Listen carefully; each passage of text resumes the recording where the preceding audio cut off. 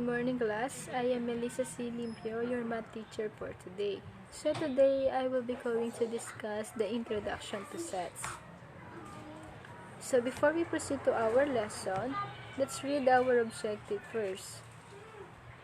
So our objectives are, at the end of the lesson, the students will be able to identify basic set notation which indicates whether an object or is not an element of a set.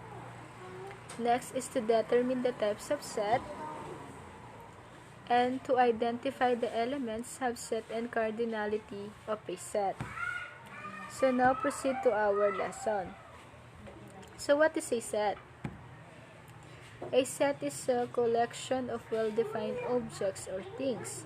Like for example, a set of rocks, a set of glass, a set of knives, and marami pang iba. So when we name the set, we always use a capital letter, not a small letter. Remember that.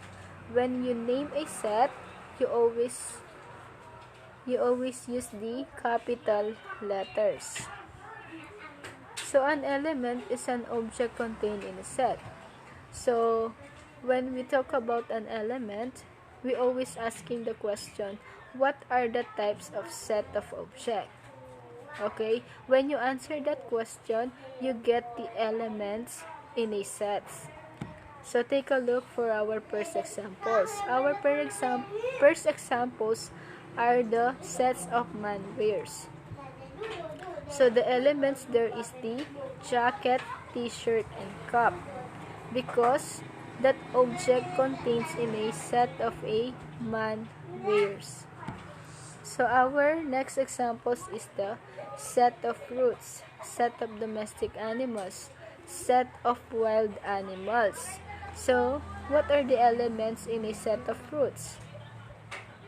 The apple green, grapes, strawberry, banana, and etc. While in the set of domestic animals, the elements there are the pig, cow, dog, rabbit, and etc. While in the set of wild animals, what are the elements? The elements there are the elephant, giraffe, tiger, and etc. So when we name that elements, we always use the capital letter. So now proceed to the notation. So notation, there is a fairly simple notation for sets. It lists each element or member separated by a comma and then put some curly brackets around the whole thing. So in notation, when we write a notation, we use the curly bracket. It's sometimes called braces. Repeat it, braces. So the elements is separated by a comma. So take a look for our first examples. Our first example is the curly brackets of the 3, 6, and 91. So the elements there is the 3, 6, and 91 because it's separated by a comma. So when you see that 3 dot, it meaning it's infinite. Walang katapusan yung continue ng 91. Wala siyang katapusan. There is no ending there. So next is the numerical sets. What is a numerical set? A numerical set, there are the sets of numbers that are used so often they have special names and symbols. So for examples, the symbols in natural numbers is the capital N. It's not an small n, okay? While in the whole numbers, the symbols there is the capital W or the n sub 0. While in the rational numbers, the symbol is the capital Q, not a capital P. It's capital Q. and so on and so forth. So next is the universal set. What is universal set? It's a set that contains everything, but not exactly everything. So when we talk universal set in number theory, it's simply the study of integers.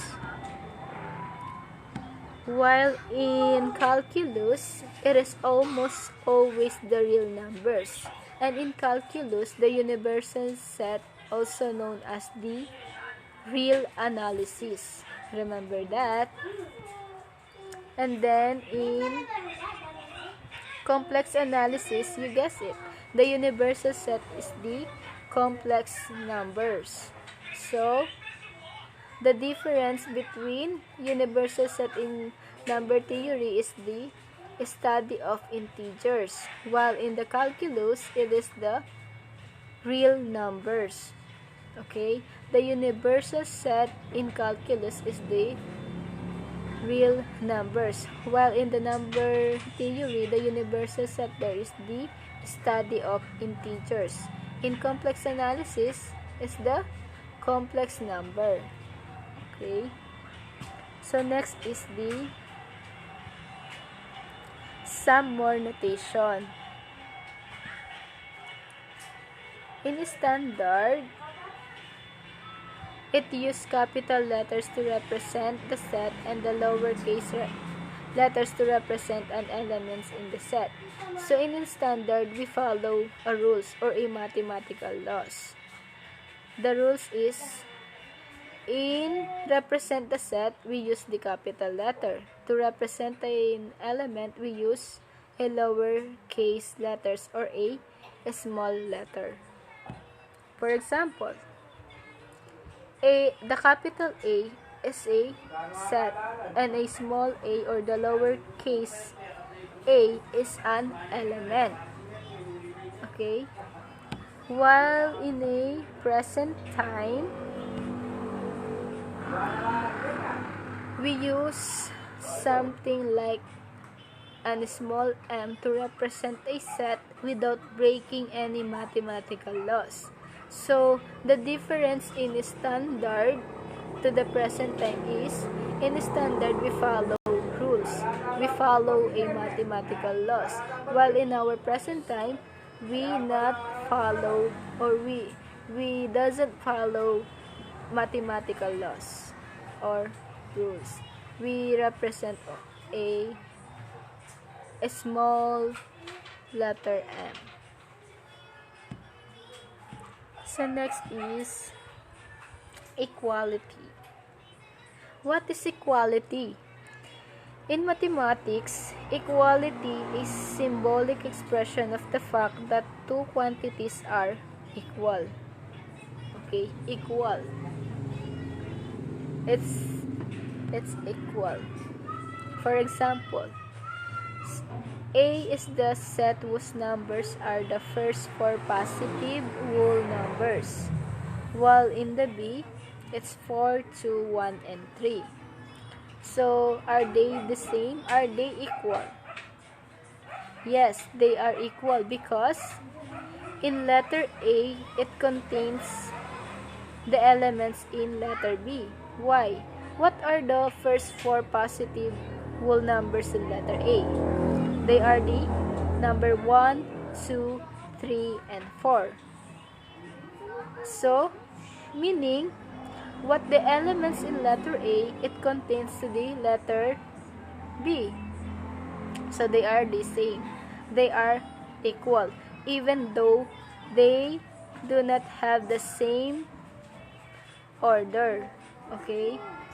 As long as they are having the same elements in sub A, in the example A and to the example B, they are equal. Okay, so our next example is A is 1, 2, 3 and B is 3, 1, and 2. As what I have said, They both contain exactly the numbers of 1, 2, and 3. And it doesn't matter where each member appears, so as long as it is there. Okay? So next is subset. So if we take piece of that set, we can form what is called a subset. Like for example, we have a apple, we slice it, and we take a one piece of that, and it is called the subset. Okay, so for example,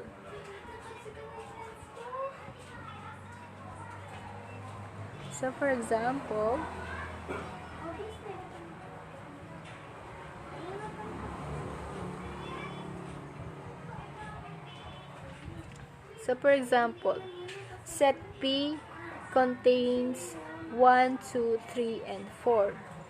So set A is a subset because it gets 3 pieces of a set in A in B. Okay, so what are the subset there? The 1, 2, and 3. Okay, subset A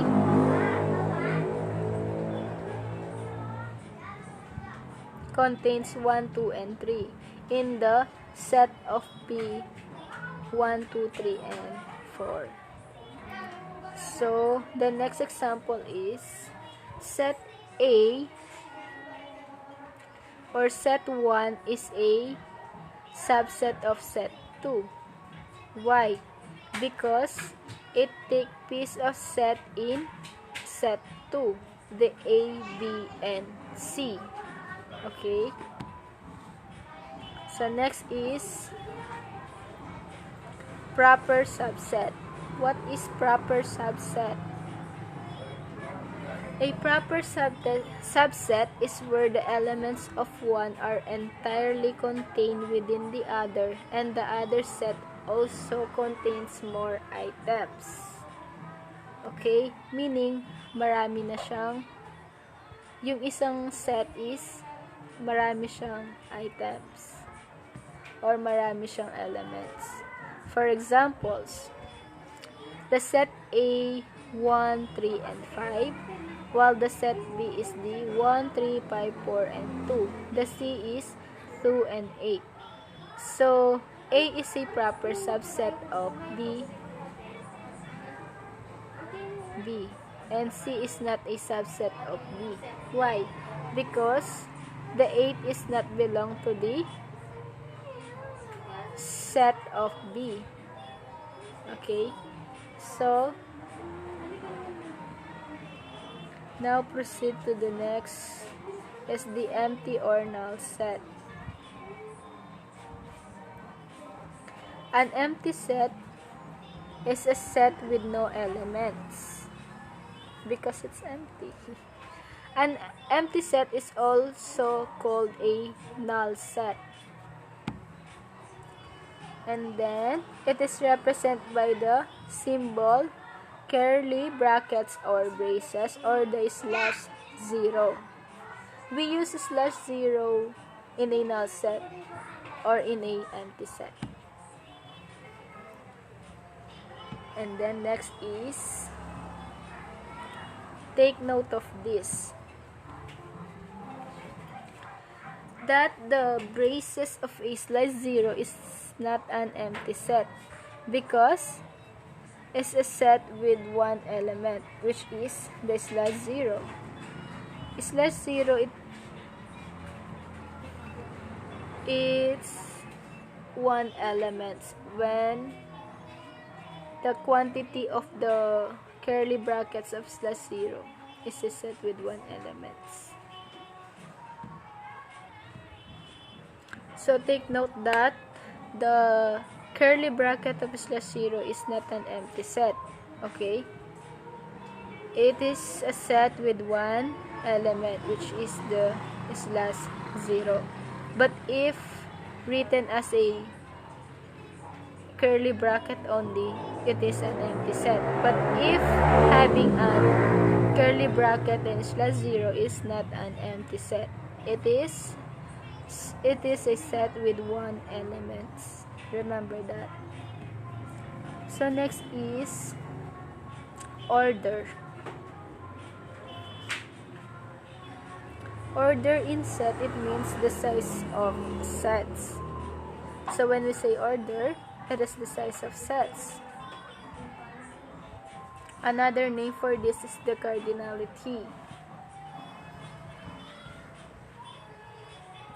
Thank you for watching and may God bless you all. Good day, class.